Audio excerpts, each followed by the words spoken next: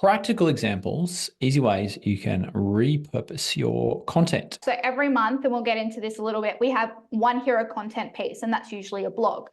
So an example of how we've repurposed this is taking snippets from the blog post and then turning it into an Instagram post. So the only thing here is we just created it in a pretty picture. We use the exact same content that we did in the blog post. We didn't try and change it. We used exactly the same thing. We just turned that content into the type of content people are looking for on Instagram. So that's something really visual. Another one, and it's a really easy one as well, so is taking that blog post that you have on your website and then turning it into a LinkedIn article. So LinkedIn is a great place to be for businesses. It's full of business owners. It's full of marketing executives and things like that.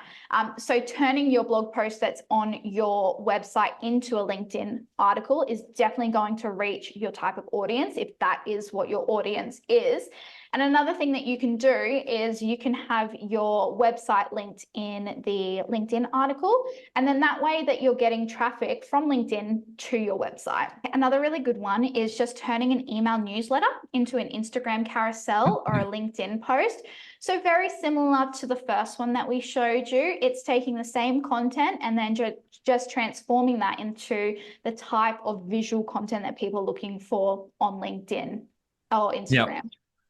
And it's just pulling out a profound piece of that quote, whatever, and then even extending that in the post comment or description or comments as well. Yeah, correct. The only thing I'd probably say with this one is you don't want to be, if you're going to turn written content into an Instagram post, for example, you don't want that post full of copy. You really just want to be taking bite-sized pieces of the original piece of content, because people aren't going to sit there and read through it. Especially on Instagram, it's a visual thing. Same with TikTok, it's all about the visuals.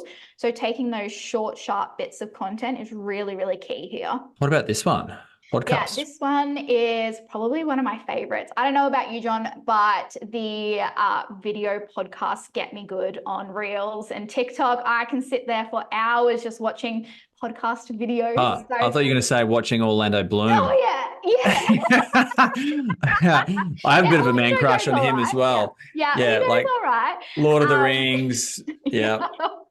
But long gone are the days where a podcast is only audio. So you will see now that podcasts are a very visual thing. So if you are doing podcasts, you want to be filming them as well, because then you can turn that into a reel, a TikTok, and a YouTube short as well. So you're hitting 3 marketing channels there with the one piece of content. So that's a really cool way to do that. This last one is just about combining your top performing content pieces. So for example, you've got the Graham Norton show.